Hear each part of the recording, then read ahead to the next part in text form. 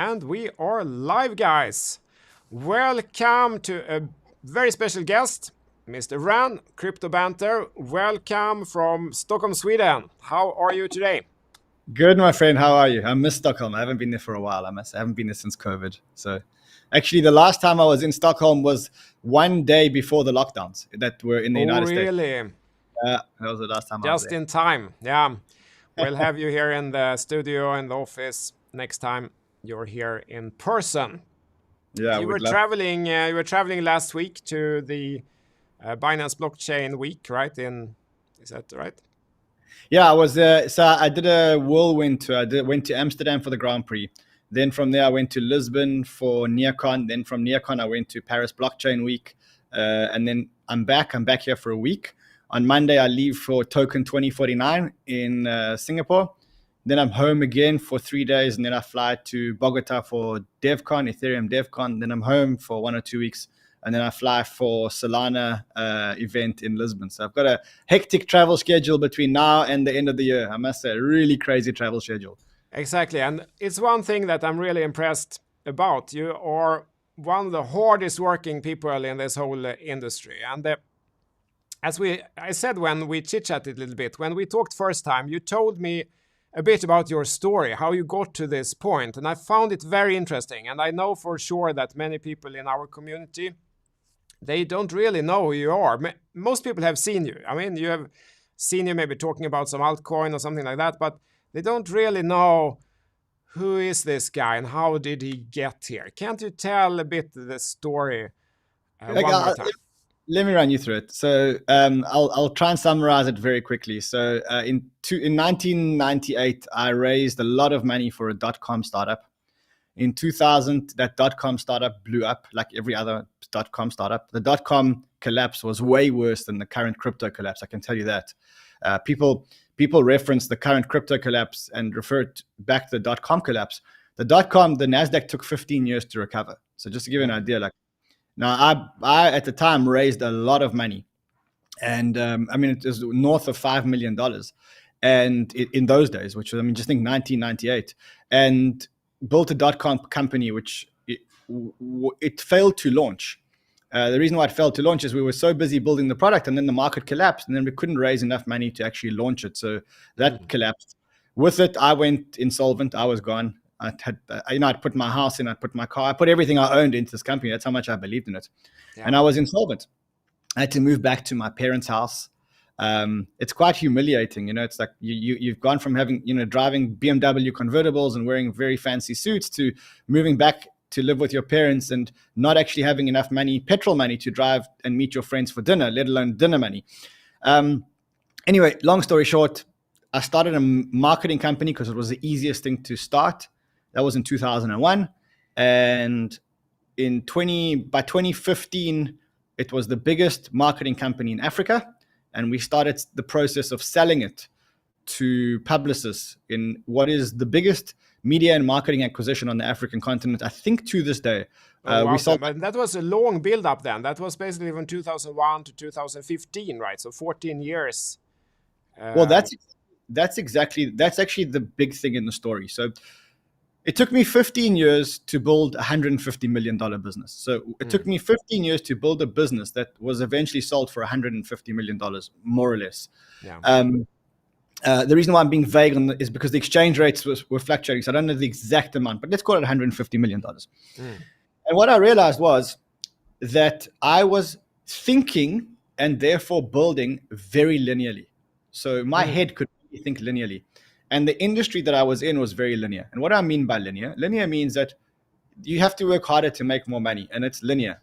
You want to take on a new client, you have to hire 10 people, you have to open a new office. You want to take on 2 new clients, you have to hire 20 people and open 2 new offices. And that's really what a linear business is. And most people live in linear worlds. But I looked around me and I saw businesses like Amazon, Uber, Facebook, Instagram. All of these businesses started after me and built bigger, better businesses than I did in 15 years, and they did it in 4 years. So it took me 15 years to get from 0 to 150 million, and it took Mark Zuckerberg less than 4 years to get to $1 billion. And then I realized that I'm doing something wrong. I realized that I was thinking wrong. I realized that I was thinking linearly while there were other people in the world that were thinking exponentially. And I felt like I was handicapped. So if I couldn't teach my mind to think exponentially, I first identified that there is a difference between people who can think linearly and exponentially. And that's actually something that goes for everything in life. Because simplistically, humans can only think linearly. We're programmed two-dimensional. We can only think linearly. There's a small subset of humans that has taught themselves to think exponentially.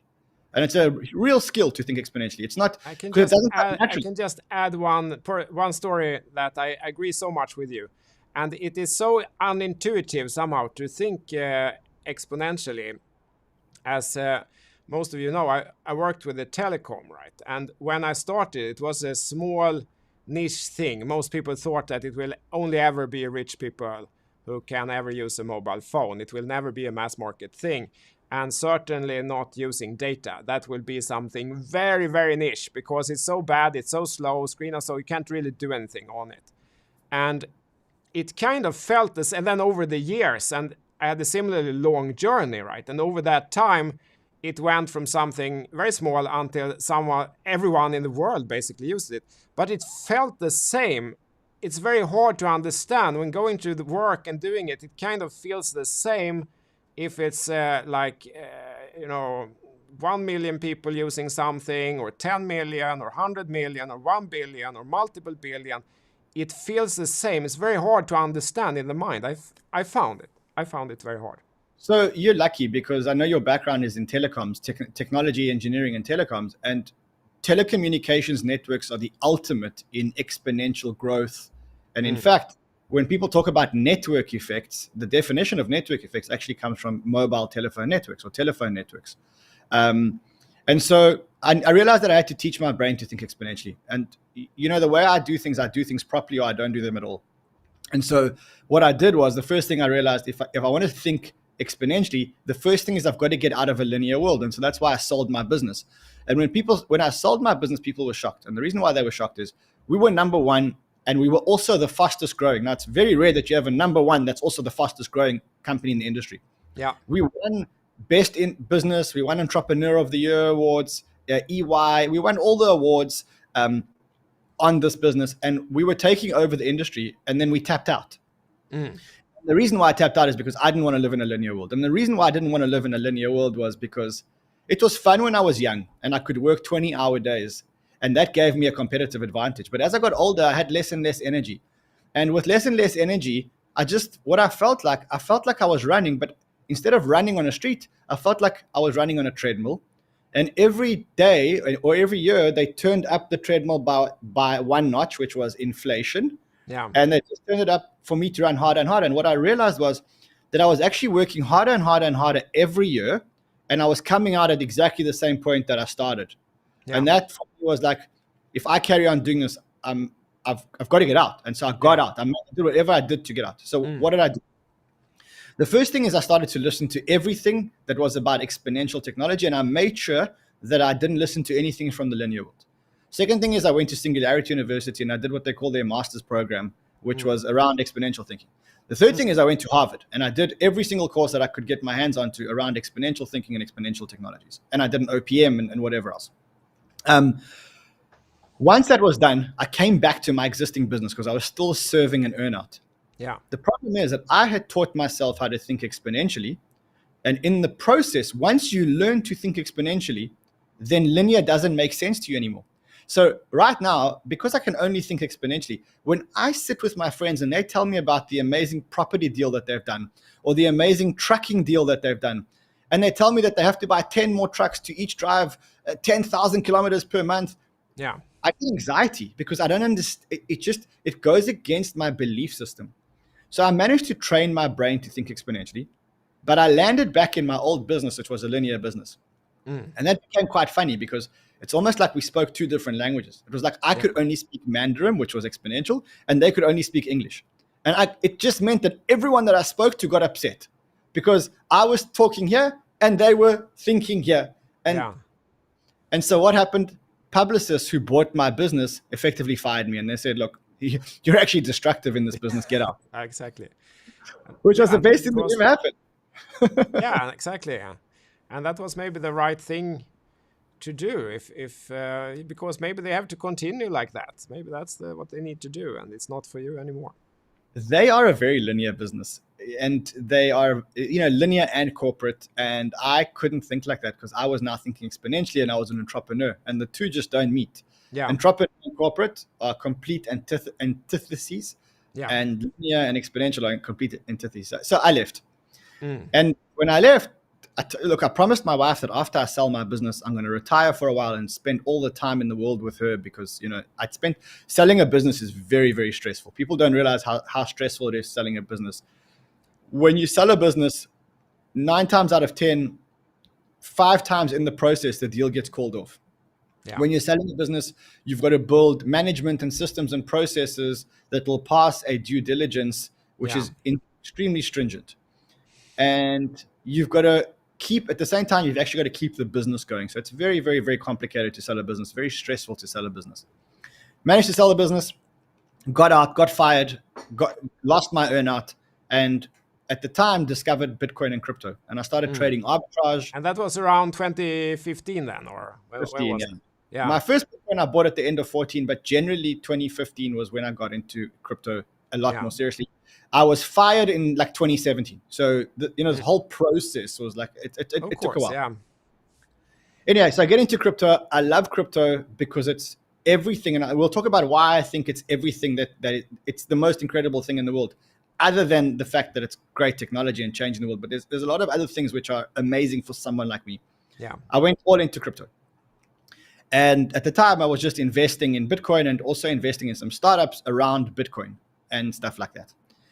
And what I realized at the time was that there was no information on this asset class. There was just zero information. So every time I wanted to know what was going on in crypto, the only place that I could get information from was Twitter. But on Twitter, who the hell do you trust? Like, you don't know who to trust, and it becomes very difficult. At the time, there were very few media outlets. And so I went to CNBC a few times and pitched them an idea of like some kind of crypto-related program, and it never went anywhere. Until the one day, I phoned a friend of mine, and I wanted to recruit him for an organization called YPO, Young Presidents Organization, of which, at the time I was serving as education chairman, as recruitment chairman. And I wanted to get him onto YPO. He was the director of CNBC. So I invited him to my office. I told him about YPO. We had the discussion about YPO. And then afterwards I said to him, he said, "What are you doing?" I said, "Well, I'm focusing a lot of my time on crypto." And he says, "Yeah, me too." And I was like, "Oh, wow, you're too." And I started explaining crypto to him and what I'm doing. And he said, "Wow, this is amazing. You should go and meet our production team." So he set up a meeting for me for the following day with a production manager. I remember I drew for her on the board how Bitcoin and Ethereum worked. And everyone has that penny drop moment. Yeah. She had that penny drop moment. And I watched her eyes light up, realized.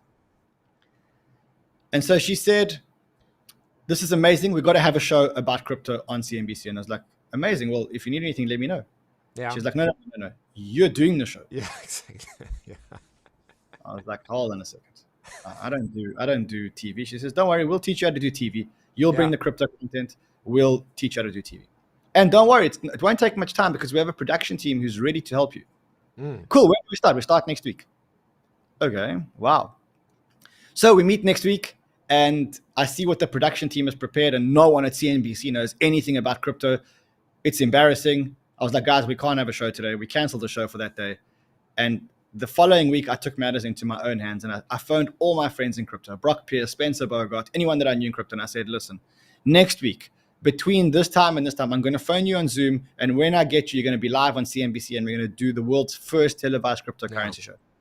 And that's what we did. We built we created the world's first cryptocurrency show. We aired on CNBC, a televised cryptocurrency show. We aired it on CNBC. We ran that show up until lockdown. Just before lockdown, we took it off air pretty much because of COVID. And then we wanted to start up the show again, but I felt really uncomfortable starting up CNBC's Crypto Trader show. And I'll tell you why I felt uncomfortable. Because as much as crypto people want CNBC to cover crypto, they'll never listen to anything that CNBC says. When was the last time that you said, "I bought Bitcoin because CNBC said it was a good idea"? Never. Never. Yeah. Never. The next thing that upset me about CNBC is I really felt that they were on a mission to be anti-community. And when I say that is, if you think about CNBC, they're always in a suit and tie and in a studio, which kind of removes them from the ordinary everyday individual, right? Mm. The second thing is that you've never heard the word CNBC and community. And that's because they're No. not trained like that. They're trained to be Yeah, journalists. They're trained exactly. to It's a ask. broadcast culture, I guess. Yeah. There was never So any feedback on the TV. yeah, and I mean, CNBC don't have a Telegram group, and they don't have a Discord, and they don't have community engagement. Mm. And I just felt that there was a better way to do this. I felt that crypto people deserved a 24/7, 365 credible crypto streaming platform. And right now it doesn't exist Mm. because you can't get your information from Twitter because there's too much noise. You can't get your information from Telegram because there's too much noise. You Yeah. can't get your information from YouTube because most YouTubers are actually paid. And Yeah. if you're paid to review a token, the problem is that no one knows whether you're talking about a token because you're paid or Mm. because you actually want to talk about it. And so we came in and said, look, we will use the same ethics and guidelines as CNBC, but we'll create a community, a crypto community. And we'll do this not by creating a crypto news show, but by creating a crypto reality show. So what is a crypto reality show? We're a bunch of people. We learn about crypto every single day. We consolidate what we learn, and then we teach it, or we tell people what we've learned and what we're doing about it every single day. Yeah. And we did that. It was a magic formula. In 1.5 years, we built the most loyal crypto community in the world, the biggest live shows in the world. We're growing despite the bear market. We continue to grow. Mm. We are now we have 5 hours of programming every single day. We have 2 technical shows. We have 1 gaming show. We have 1 deep dive show, and then my show, which is just a general broad crypto show every single day. We have 5 hours of programming. 5 hours. 5 hours every single day. Well, let's call it 5 shows because not every show Yeah. is an hour, but 5 slots every 5 single day. slots every single day. Every That single day, makes- 5 slots. We've stopped now because we just think that the market can't handle anymore. But we Yeah. are ready to go to 24/7 when the bull market comes. We're ready to go for 24/7. We're ready. Our systems are ready. We've built this like a big organization. You know, there's about 65 people working at Banter. Producers, editors, designers, social media managers, researchers, you know, website people. There's 65 of us working here. We effectively have, you know, we have one of the most loyal communities in the world, one of the biggest communities in the world.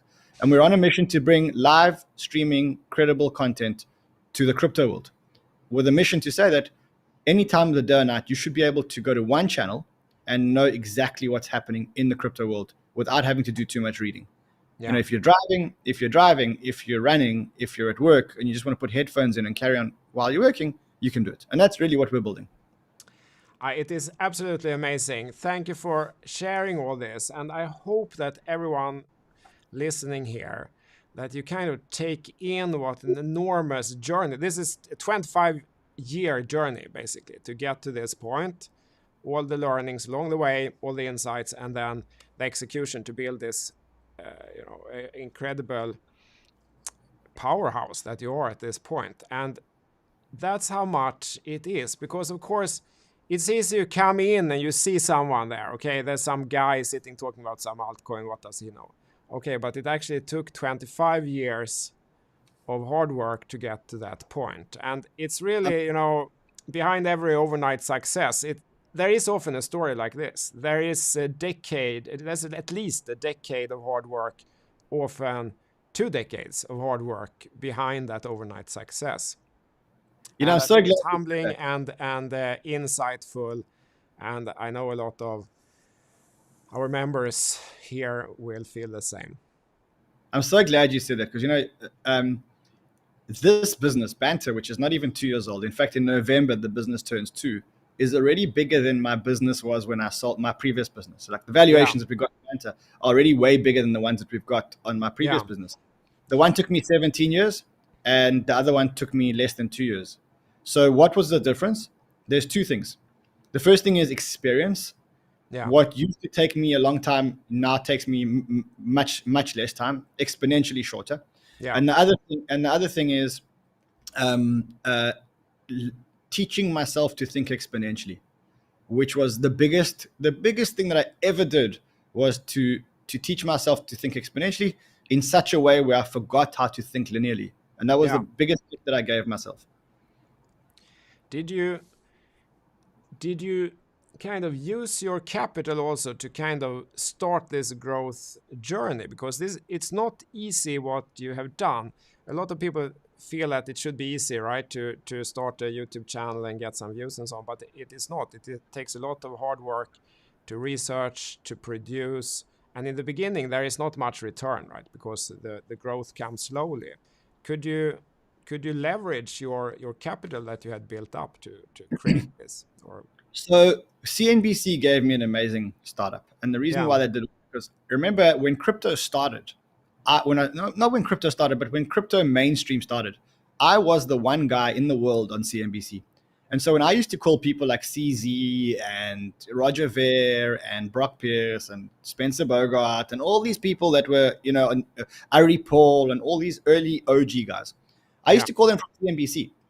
Now, when you call someone and you say, hey, I'm from CNBC and I'd like to have you on my show, very, very, very few people say no. Yeah. And so I put myself in a very cool position where I got to know everybody. Like, really, I had everybody on speed dial. CZ, Arthur Hayes, Charlie Lee. These guys I used to get onto my show every single week. And so I found myself very close to the fire when I did CNBC. And that gave me an amazing leg up for Banter. Yeah. But with that said, when we started Banter, we literally used to broadcast from a coffee shop. And it was literally me and Fred. So it was just Fred used to do research and I used to just, present it. And we used to work from a coffee shop and the coffee shop used to close at 4 p.m. And we negotiated with them that keep it open for an extra hour so that we could broadcast from the coffee shop. And that's how we eventually we got the coffee shop was almost empty when we used to broadcast. Yeah. And we started Banter. And the reason why I'm saying this is because the reason why I did Banter was not because I wanted to take over the media world. The reason why I did Banter was because I needed to keep myself up to date so that I could make better investments investing in crypto. Yeah. And exactly. the best way to keep yourself up to date is to commit to doing a daily show. And if you're doing a daily show, then that means that you have to be researching daily and you need to know your shit every single day. And that's why I did it. And then we started building the community and the community started following us. And it was like, shit, okay, let's actually build this into a media station. And the reason why I'm saying this is because there are a lot of people that think that they can't do it. My answer to them is, you asked me about capital. I didn't invest any capital into Banter.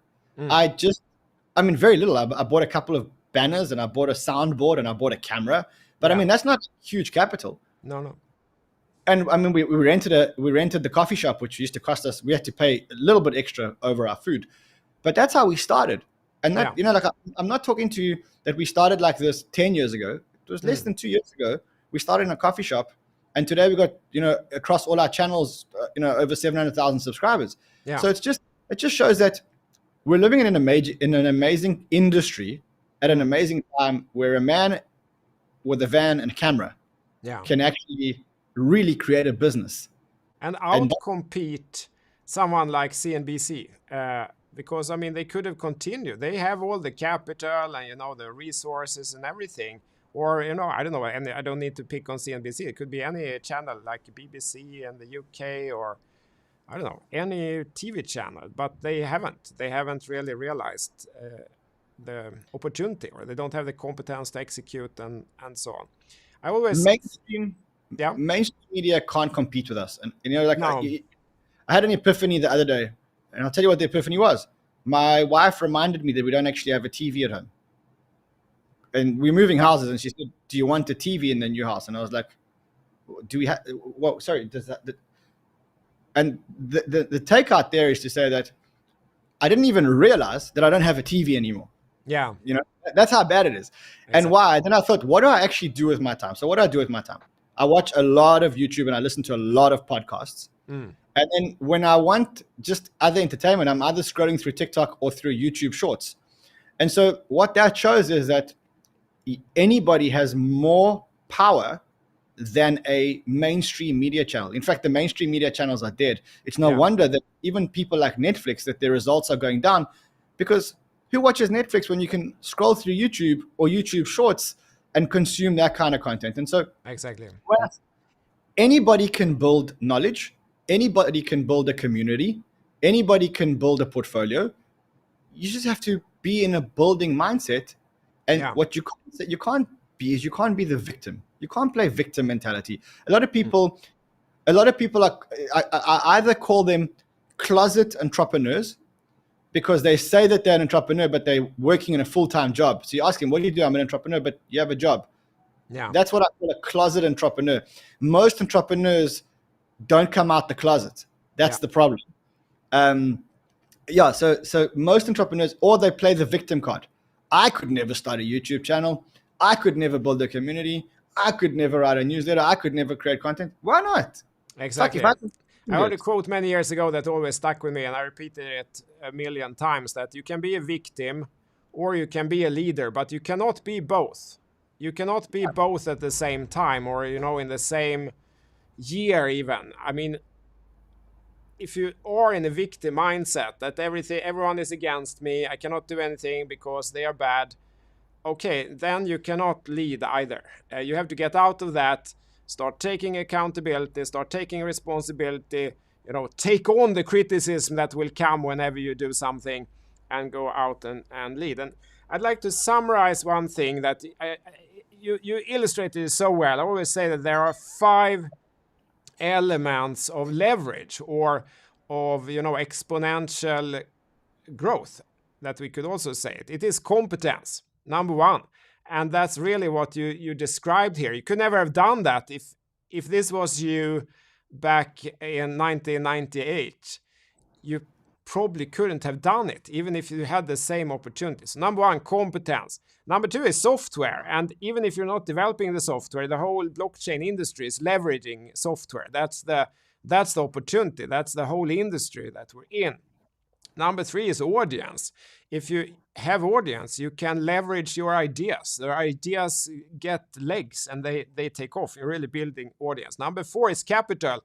And you had that, but you didn't need it, actually, which was very interesting. I thought maybe that you had deployed that, but turns out it was possible. And number 5 is reputation.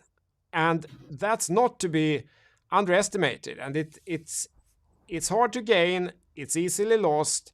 But at the end of the day, it's worth a lot. Like you said, you call all these people, and first time maybe you had the opportunity with CNBC, but then you built your own reputation, and then when you were no longer with CNBC, those guys still picked up the phone when you called because you had built reputation. And these 5 pillars, it's very, very powerful. And really, we're living in an amazing world where you just explained that you could build this mega company without any capital, actually, in 2 years. I want to actually just highlight that, because I don't think that many people realize just how amazing this period in history is and how lucky you are to be in this period in history. And I want to actually blend it into 2 things. So the first thing is to say, we've never been in a scenario in the world where we have such a disruptive technology, where we have a technology that threatens to disrupt almost every aspect of every single industry, whether it's property, entertainment, money, finance, everything is going to be disrupted by blockchain. Yeah. So we're very lucky to be in this industry. If you're here now, you're here early, which means that you have a competitive advantage over everyone else, because you have a competitive advantage over people that haven't come in. Yeah. And you have a competitive advantage over big institutions that can't actually do this because they're just too scared of regulation, which is something that retail has an advantage over institutions. So that's the first thing. Yeah. So having seen 3 disruptions in my life, and when I say 3, I was around for .com. Yeah. I tried to play it, but I failed. I was around for social media. Social media was a big disruption, but it wasn't anywhere near blockchain. I was around for a 3rd one, which was telecoms, like you, which was mobile telecoms. By the way, I built and sold a telecoms company, but it was a very small acquisition. So it's almost like I managed to play it, but I didn't play it properly. I played it and I was successful, but I didn't smash it out of the park. Yeah. And now I'm seeing that same movie play out again. You'll agree with me. This reminds you and me very much of mobile telecommunication revolution. The only thing is that this revolution is 100 times bigger. Oh yeah, it is. It's bigger and it is so much faster. That's also another huge learning for me, that because it's software only, it's 24/7, it's a open source culture where reuse happens faster. There's never been a revolution that's happening so fast, because all the previous ones, telecom, that's hardware involved. We have to build millions of towers all over the world, huge concrete steel towers with put hardware in the top, and then you have to get hardware in the pocket of each individual person. It's hugely difficult. And then here it's all software.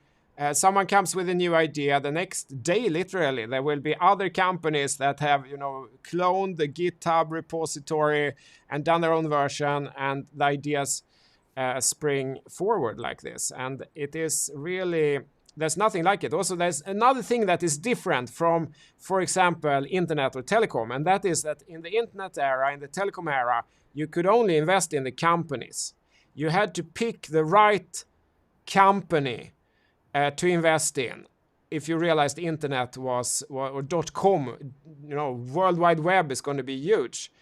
And that was pretty difficult. It seems maybe obvious for young people now that, yeah, but you should have seen it. But it was not so easy. You and I know that before the .com crash, it was not easy to see which companies are going to make it and which ones are not. But we all realized that the protocols, they will make it, like TCP/IP, HTTP protocol, HTML, and so on. All those things, it was fairly obvious that they would make it, and they did.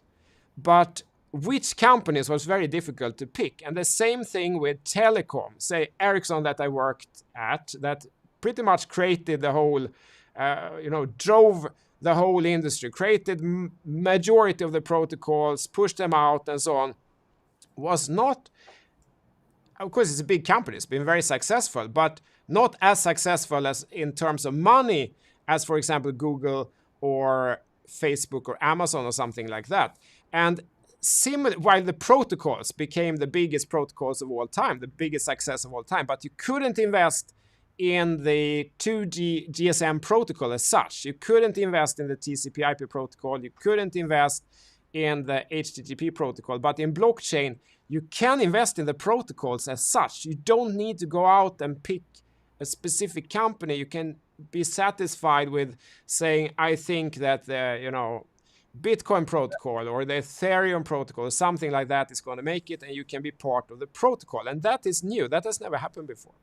Well, yeah. So I think you said a lot of good things there. I think the first thing is the reason why the internet took so long to spread is because the internet never had the internet to help it spread, right? Because not everyone had internet. We've got internet. Not only that, we've got internet on mobile phones. We've got internet with us all the time to help us build this revolution, which puts us quite uniquely placed in history, because we've never had the internet with us 24/7 to help us achieve what we want to achieve with all the tools, mobile phones, social media apps, etc. I mean, just think about Twitter. You've got Twitter with you all the time. You've got price information with you all the time. Yeah. The second thing is, as you say, for the first time in history, protocols are monetized. So, like, you think about the internet, the protocol is not monetized. You think about SMTP, it's not monetized. It's a protocol that is unmonetized. Here we are monetizing the protocols, which is also a unique moment in history. Third is that not only is it monetized, but anybody can participate in and become an owner or a contributor into the protocols, which is also a unique moment in history. Like that's also a very, very, very unique moment in history. And I mean, lastly, we should appreciate that these protocols are not under the control of governments. They're not open 9 to 5. And there is a real-time dashboard, scoreboard, which tells you how well you're doing or how well your theses are doing relative to actual market performance. That is the ultimate recipe for an explosion. Why?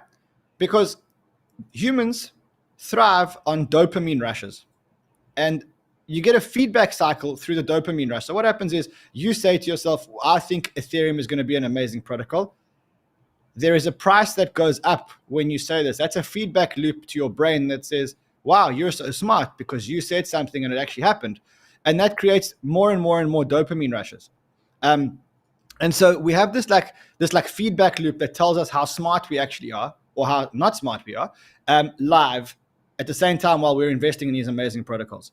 And that's a unique moment. It's a unique moment in history. You take that with the opportunity that anyone can participate in blockchain without permission, without huge capital requirements, and we've got ourselves the perfect revolution. And Yeah. for me, look, I can't judge anybody else, but I can say, look, I've lived through the internet revolution. I lived through .com. I lived through social media. I lived through the mobile phone. I messed up all of those. When I say I messed up all of those, I didn't become a billionaire in any of those ones. Okay, now I'm in my 40s, so I don't have many more. Like I'm not going to do this 10 more times. And so I don't believe that I've ever seen a bigger opportunity than the one that we're in now. And personally, for me, I want to take a culmination of all my experience, all my capital, all the appreciation that I have for what I've learned in the past. And this is the one where I'm going to smash it out of the park. This is my swan song. I want to be here for the next 10 years. I want to be remembered, and I want to do amazing things, and I want to leave a big legacy in this industry. I want to be remembered for being the first person to run a televised crypto show. I want to be remembered as a person who brought 1 million people into crypto for free using our crypto school platforms. I want to be remembered as the best investor on every company's cap table through our fund. I've got a strategy, and I've got the perfect opportunity in this technology. And this technology is almost like made for people like me, because I thrive just like you on dopamine rushes. I thrive on price movements. I thrive on the positive feedback loop or the negative feedback loop when you get something wrong. That's what keeps me going. It's very powerful here, and I think this is also a key learning. I had this moment many years ago where I lived in 10 countries with building out the telecom and so on.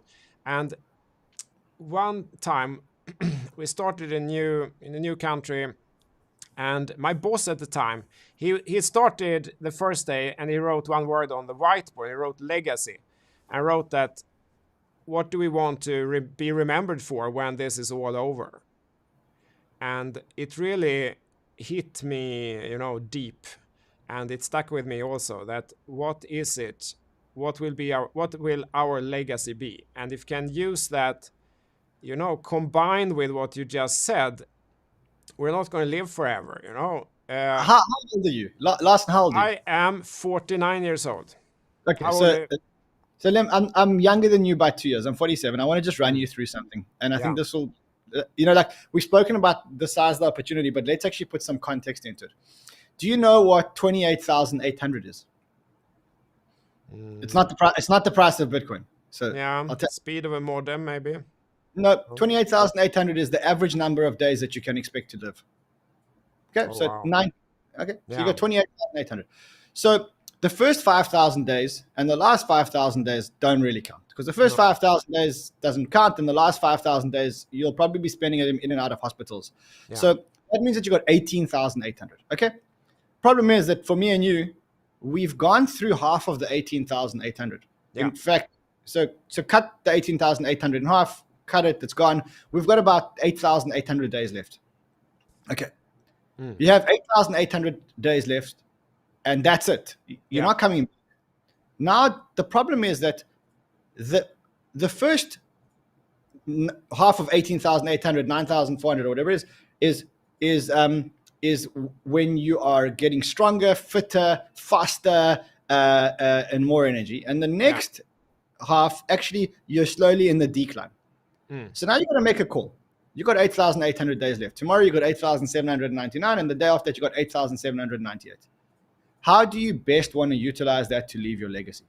How do you best want to utilize that to maximize the impact of the time that you have here in this world? Yeah. And when you frame it like that and you break it down into, you got 28,800, but of those you got 8,800 left. Now make a call as to how you want to spend those days. And that's kind of how I live my life. That is how a friend of mine introduced me to that concept, and since she introduced me to that concept, I kind of like live religiously through that concept. I agree 100%. I actually just a few weeks ago I shared, if breaking it down by weeks, it gets even more visible somehow. You see, oh shit, is it only that number of weeks left?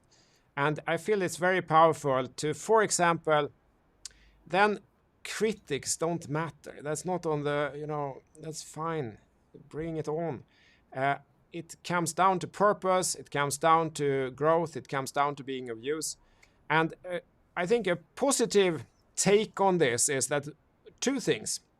Leadership, you tend to get better at with age until you get too old, but you can grow that. And the second point that you can do with greater and greater success is actually investing and trading. I mean, people laugh at Warren Buffett for not understanding Bitcoin. Yeah, but I mean, Charlie Munger is what, 98? He's 92 or something. You don't need to surf all the waves in the ocean. When I'm 98 or 92, when you and I are sitting here, I'm 98, you're the young boy at 96. And maybe we're not going to invest in the things that were, invented on our 85th birthday or something. We're probably going to stick with, quantum computers or something that we know from our age. And that's fine. But it turns out that, I mean, they are still the world's biggest financial services company. And interesting in my community, maybe because I am very, very old, I've attracted a lot of other very, very old, even older people and myself in my community. And the fact is that almost all of the best traders in the community, they are pretty old. They're even older than you and me. And they are extremely good. And one theory I have why they are so good is that I think it's easier to take a longer term perspective when you're, say, 65 than when you're 19. It's too much to ask for a 19-year-old guy to take like a 5-year perspective on something, because 5 months is like a different life. But when you're more advanced age, it feels easier to take a multi-year perspective on an investment or a trade, for example. Let me give you some perspective around that. In my old business, we used to analyze, the business was the marketing business, but actually it was a very specific kind of marketing business. And what we used to analyze what is it that gets people to do certain things. And what we realized is that 80% of a consumer journey is actually hormonal. It's all about hormones. And so you mentioned two things.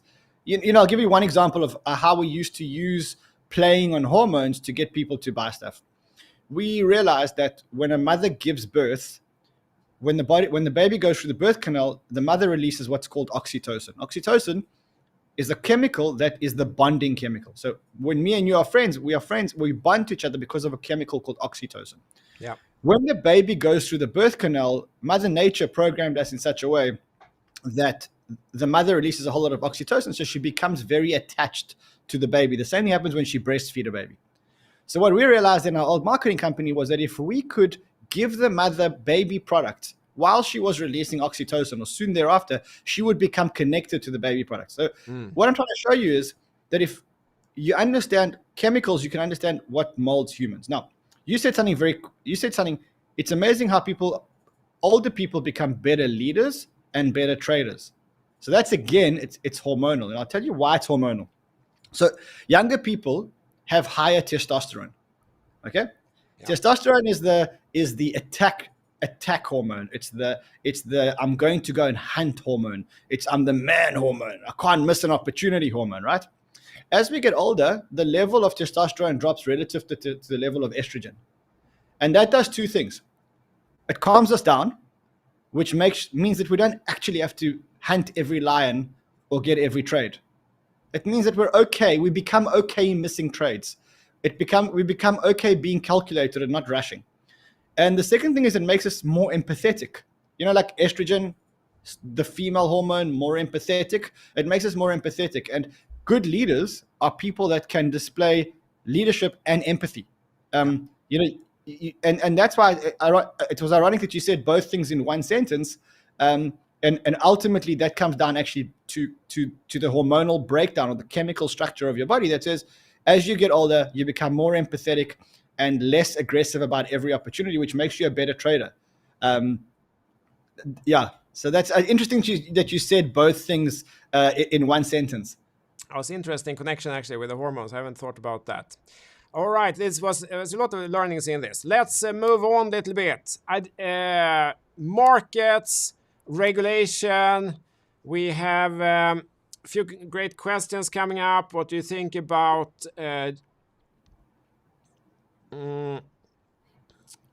Let's take this one. What do you think about Jamie Dimon's remark on crypto? He said that it's all a scam and It's so a on. fraud. He said it's a fraud and a scam. I think Jamie Dimon is being very, very, very irresponsible, and I'll tell you why I think he's being very irresponsible. Because if you work in a regulated environment and you know that something is a scam, or you call something a scam and a Ponzi, and then in the same track, you also enable your client base, your most astute client base, to participate in the scam, Yeah. you should go to jail, right? If it's really a scam. Yeah. So if I know that something is a scam and then I enable people and maybe even encourage people to buy it and facilitate people buying it, then that makes me I don't know, an accessory to getting someone into a scam, right?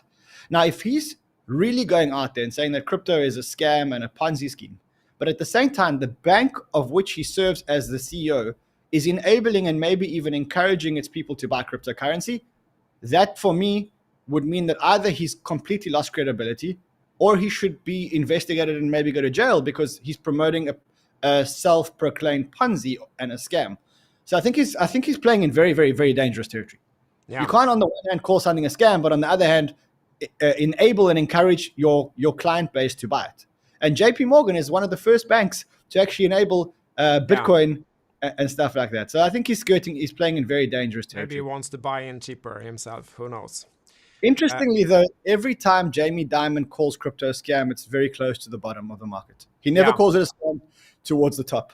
Maybe he wants to buy, he's trying to push it the last dip down to fill his orders. Who knows? Who knows? What do you think about, because what we see here, for example, this example in the US, we have had a lot of regulatory actions, including yesterday, attacking basically the DeFi protocols. The regulatory agenda in both the US and here in Europe is ramping up. What do you think will happen with the national politics here? You who kind of based in a different continent, do you see an opportunity for some countries or even continents to leapfrog the old world here? So crypto is definitely going to be regulated. The thought of the ability of individuals to send around billions of dollars without any government intervention and no regulation is a pipe dream. I mean, you can't expect governments to sit and watch people sending hundreds and millions of dollars from one person to another person without any kind of regulation and some kind of ability to understand who's sending money to what. Yeah. So that's going to happen. The USA, unfortunately, are the experts of being reactive and over-enforcive. So if you look at like the history of the United States, if you look at, like, for example, I always use the example of 9/11. Before 9/11, we never ever had to check anything at airports. You used to walk straight onto the gate and used to walk onto your airplane. Yeah. Then we had 9/11, and since 9/11, the US has now reacted. They didn't preempt, they reacted, and they reacted very badly and extremely, to the point where the cost of flying has gone up tremendously, where they overcheck us at airports where you can't check in a 500 milliliter bottle of water, right? That's over-enforcement. But it's also reactive because they're addressing something that happened previously as opposed to trying to preempt what's going to happen next. Yeah. The US does that all the time. They're experts at it. And they, like we had Terra Luna collapse. So what do? They over-enforced and overreacted by saying no more algorithmic-based stablecoins for the next 2 years. And if you have got an algorithmic-backed stablecoin, you've got 2 years to change your model. Yeah. That's irresponsible because what they've done is they've said, look, you're not really allowed to innovate on money. Yeah. I saw that also. I felt it ridiculous. I mean, because that's what innovation is. If you can only say that you can never do anything tomorrow, which wasn't done yesterday. Then innovation is illegal from this point onwards. Yeah, of Then course, you've then got you can protect your, old system, but it also long term, that's a very dumb thing to do because, okay, so Luna failed, but and maybe there will be more in that line that will fail, but maybe most of the .com companies failed also, but then came some of them that actually succeeded, and now they are the biggest companies in the US, all of them. And if preventing this kind of innovation, say that US had done the same with internet. US took a very supportive regulatory approach to the internet, and then we got Silicon Valley, and now it's driving a big part of the US economy. That could easily have ended up somewhere else in, I don't know, somewhere in Asia instead, or South Africa or wherever, if they hadn't so I done. think so. I think the other problem that the US has got is the SEC, Yeah, because I think that all the other regulatory bodies are actually playing very nice for crypto. You never hear any problems from any of the other regulatory bodies,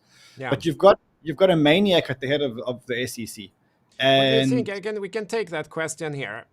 Mundo the not inside crypto. What do you think about SEC, XRP, or ETH as securities? Do you think that they will succeed in the end and make basically everything into a security? no, I think the SEC is going to lose against Ripple. I think the SEC is going to lose against Ripple, and they're going to have a lot of egg on their face, and then they're going to have to reevaluate. Yeah, And the way I see it, to be honest, I think Gary Gensler is doing a really shit job. To be honest, I think he's a power hungry. He's doing a really shit job, and I think that people inside Washington actually see this. And yeah, we're coming up to a midterm election, and if I can try and forecast what's going to happen in the midterm election, I think the Democrats are going to lose a lot of seats, because I think that they're going into a midterm election in a recession, etc., etc. And the one hope that people have in a recession is crypto. The one yeah, hope that people have in terms of making life-changing money is crypto. And I think that between the midterms and the midterms and the actual election in a couple of years, I think that Gary Gensler somehow loses his job. But maybe I'm wrong. yeah. I think what feels most offensive. I was never huge fan of Ripple or XRP, but even I'm really angry about it. I feel that the whole idea that you come 8 years later and say that what you did 8 years ago was obviously wrong, even though you've done it in public, you've had a lot of meetings with the SEC, everything has been clear, it's one of the world's biggest, most attentive projects, and then you come and say, yeah, but you should have understood that it was wrong. Yeah, but why didn't you tell us then if it was that obvious?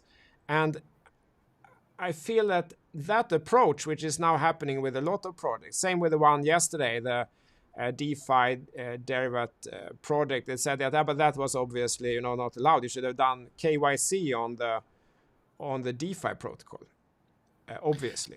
Okay, So but why didn't why didn't you tell us then instead of coming years later and saying that that was obviously wrong? That seems, I don't know. I mean, I'm not a lawyer, I'm an engineer, but it seems ethically wrong somehow. 80% of the issue in the US right now when it comes to crypto lies in the SEC. Yeah, 80% of everything that's wrong in crypto in the United States lies with the SEC, and ultimately comes down to one man, Gary Gensler, which is unfortunate because he is actually an MIT professor. He taught blockchain, which is ridiculous. We would have thought that he would have been an advocate, but I mean, I think that it's time for him to go. I think that there's a lot of pressure inside Washington. In fact, I know this. Because we've been involved in assisting, in driving regulation, and we know that there's a lot of pushback when it comes to Gary Gensler inside Washington. And I think that in time, some certain changes will be made, and I think he'll be one of them. yeah. And what do you think about the markets? Let's take. We have 5 minutes left. What do you think about the markets from here? I mean, the macro outlook, if I just start, I feel the macro outlook is challenging. The people will hold on tighter to their money at the same time as costs go up with more inflation, more electricity prices, at least in Europe, and it's kind of looking properties down maybe, and it's people get worried. I was at a cafe yesterday, and the cafe owner said that there's been like a dramatic drop in visitors the last 3 weeks because people are holding on to their You used money. a What do you think will happen to the markets from here? you used a very cool word in Swedish. What's the word when you have coffee and a what? Fika, fika, Fika. Fika. Fika, it means to drink coffee, eat something, socialize, have a little relaxed time. And it's a huge thing. In all the companies in Sweden, there is fika at maybe 10 a.m., 3 p.m. Everyone take a short break, go have fika. And there's a lot of research that it's been very profitable for corporations, at least, because you go in that room and it turns out that you realize that, oh, but that guy is already doing what I'm sitting doing in my area over there. Then Yeah. I don't need to do it, and so on. So yeah, fika. So yeah, let's go back to it. So it doesn't look good. You got gas prices high. You got to. I mean, I don't see how this thing ends in Europe with Putin. I just can't see how it ends. You know, he's got nuclear weapons. He's in a position of power. He's got all the natural gas. He's got all the resources, and you know, it's getting quite serious. And I think Europe's going into winter, and I think this is going to be a treacherous winter. Increased costs, cold winter, no gas. I think it's going to be very, very bad. At the same time, in the United States, the Fed has vowed to get inflation down, which, by the way, I think is a great move. They have to get inflation down. They have to end this party. We can't have our money devaluing at a rate of 10% per year. That's crazy. So unfortunately, I think the Fed have to continue with their mandate. And unfortunately, as I said the other day, I think this is actually going to last for quite a while because, you know, if you look at every single thing that the Fed has done up until now, none of it has worked in reducing inflation. If you take the composition of the previous inflation numbers, the goods and services increased in value, food increased in value, commodities remained constant, real estate remained constant. The only thing that went down was oil and energy. And oil and energy only went down because Joe Biden is selling the strategic oil reserves that the United States has to get more oil into the market. So what the conclusion is that everything that the Fed has done up until now has not yet started to work, which is very, very, very scary because we're going into interest rates of, I think 3.5%, and nothing works. Nothing has worked. So I think we're going to go into a high interest rate environment for quite a long time. We already saw that the people in the Fed went to 4.5 or 5% as a terminal point. I think they're dreaming. I think there's no way that it ends until interest rates are 8-9% at least. At least. Exactly. And it was interesting. We talked about it just before we started, that if comparing what their predictions for the target rate was now with only 1 year ago, so in September 2021, it was wildly different. It was like totally all over the place, totally different. So, of course, predicting what will happen, they don't know either, looking at the history. So this, I think so too, this might well change. It's not written in stone just because they predict. They are the most unreliable of all the forecasters out there. They are the most unreliable. They are really the most unreliable forecasters out there. So unfortunately, I think we're in this for quite a bit. And that, for me, that means that if we could be here for a while, it means that you got to get yourself ready for a marathon. And right now, I think everyone's, getting in the car, and what they keep asking is, are we there yet? Are we there yet? Yeah. No, we just got in the car. Like, we literally just started driving. The Feds just started increasing interest rates. With that said, though, markets turn, because markets are forward-looking, markets turn way before the cycle actually turns. Yeah. So the good news is that the markets will turn way before the cycle actually turns. But I think there's still some pain left here. And you can kind of see it in the behavior of markets. Markets don't... So what do you think, if you have to guess? We have maybe 1 minute left or something. What do you think will happen with Bitcoin? Are we getting chances? Because as investors and traders, the volatility is a good thing, right? It's very, the economic downturn is very sad from a lot of perspective. People will lose their jobs and it will be a lot of troubles. But if we separate that and just look at the investment opportunity, of course, more volatility means more opportunity. What do you think? Do you think we get a chance to buy Bitcoin lower, or... I think decide how much money you want to invest in Bitcoin, and for the next 12 months, allocate it into month by month for the next 12 months. And if you do, it'll be the best. You would have capitalized on the best opportunity of your life. Yeah. I don't know when this is going to bottom. I know we're going to be here for a while. I think for the next 12 months, you need to accumulate. The problem is that you need to have the conviction to accumulate because it might Yeah. get worse. And most people are actually going to fall out of here. You know why? Not because they're going to lose all their money, but because they're going to get bored and frustrated because the price just doesn't go up. And it's Thank only you for now. saying that. Absolutely. I agree 100%. That's what's going to happen. It will happen for sure. We've been through a few cycles here, right? And but a lot of people it's their first cycle. They're not aware of the trap. They think that if they can survive the drop, it's fine, but it's not. It's the boredom that follows after. That is the It's like running a marathon. And in the first 5 kilometers of the marathon, you've got a very big hill. Just because you run over the hill doesn't mean that you finish the marathon. yeah. The marathon is can you continue to run for the next 35 or 40 kilometers? And that's where most people are going to fall out. Most people's conviction is going to be tested to such an extent that they're going to drop out the race and they're going to find something else to do and they're going to hate crypto because they lost money and because they got bored.